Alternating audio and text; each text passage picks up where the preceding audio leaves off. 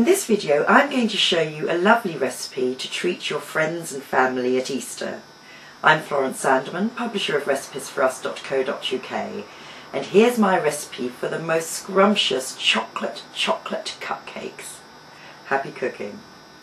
For the cake mixture you'll need 100 grams or 4 ounces of softened butter or margarine, 100 grams, 4 ounces of caster sugar, 2 medium-sized eggs at room temperature, 100 grams, that's 4 ounces, of self-raising flour sifted, 25 grams, 1 ounce of sifted cocoa powder.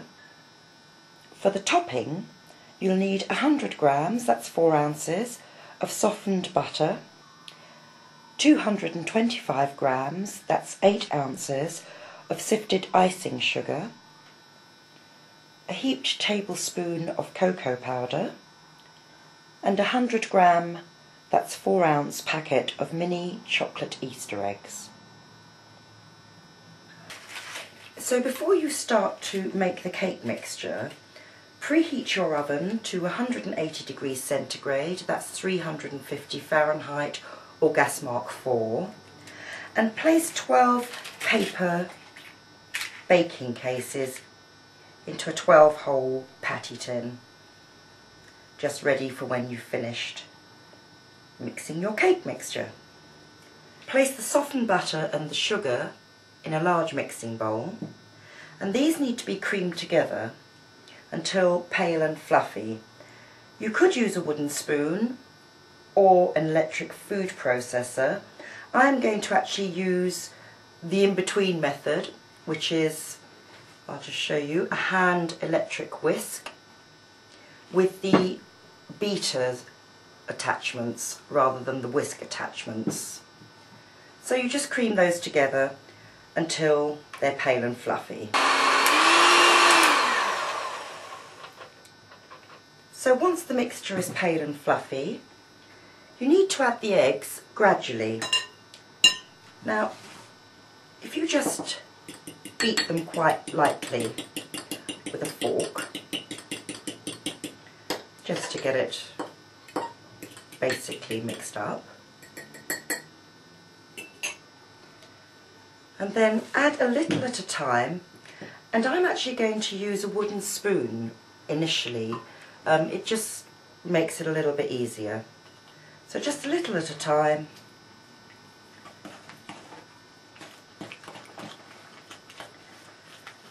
And make sure that the first bit is well incorporated before you add any more.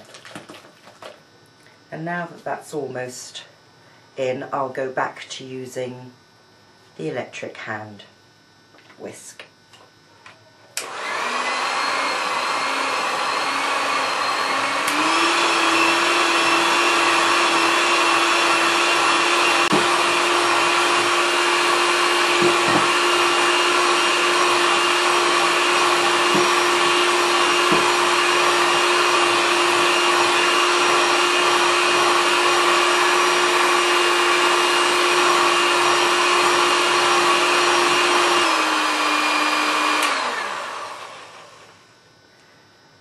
Now I would mention, if the mixture looks as if it's beginning to curdle a little, don't worry about that.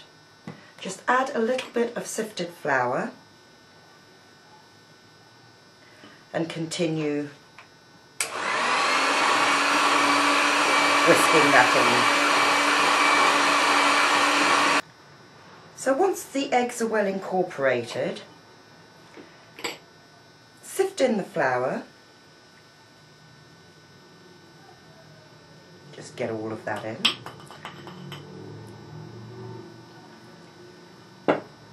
And you can use a spatula just to fold the flour into the mixture.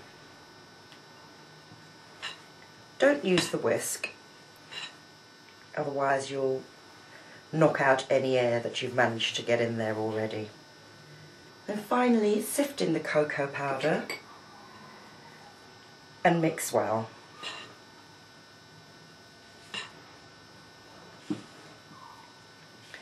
I find using a spatula to do this is a really good idea, because not only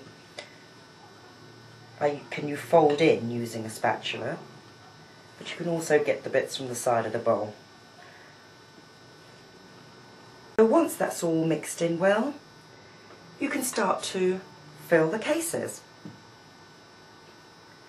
Just take a teaspoonful of the mixture and plop it into the centre of each case. It's easier if you use your little finger just to get the mixture off the spoon.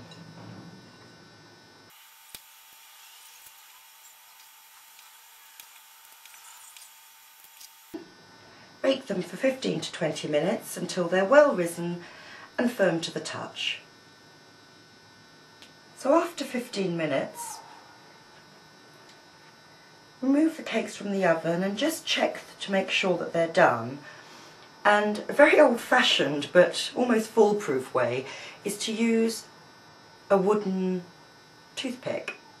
You just pop it in the centre, and if it comes out clean, then your cakes are done. Then pop them onto a wire tray to cool. Whilst the cakes are cooling, you can make up your butter icing. In America, I think they call it frosting. Now, it's actually quite important to have very soft butter for this, otherwise you're going to be there all day. If you find your butter is a little too hard, just pop it into the microwave for just 10 seconds and you'll find it softens up really well. I've actually done that here. So you have the butter in the bowl and you need to beat it until it is all soft and smooth. Then sift in the icing sugar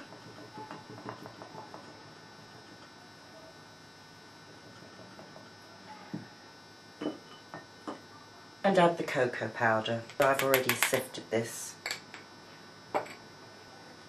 And then just beat it well until it forms a smooth, soft mass.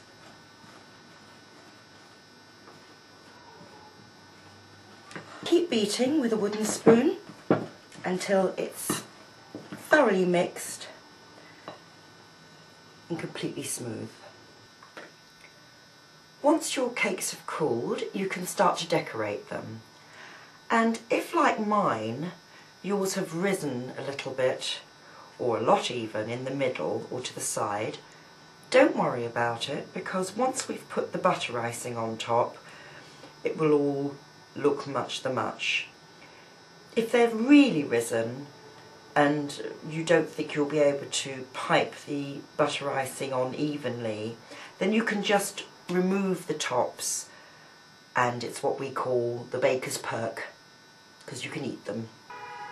So place the butter icing in a piping bag which has been fitted with a large nozzle. And the reason I've used a large one is because my piping skills aren't that fantastic, and I don't want to have to be going round and round and round because I've used a very small nozzle.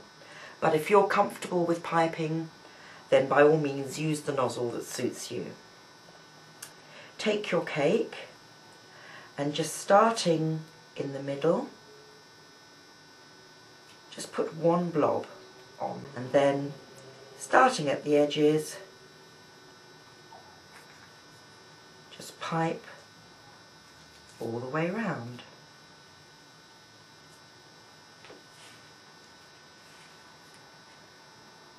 Then take 3 little eggs and sit them in the centre.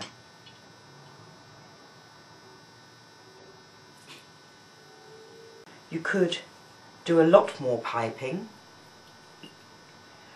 but do remember that the butter icing is actually very sweet, so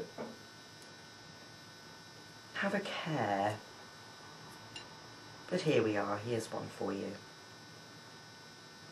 It's actually easier to turn the cake rather than try to manoeuvre around.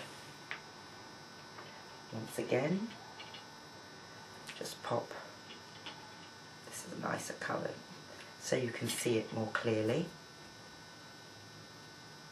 3 little eggs on top.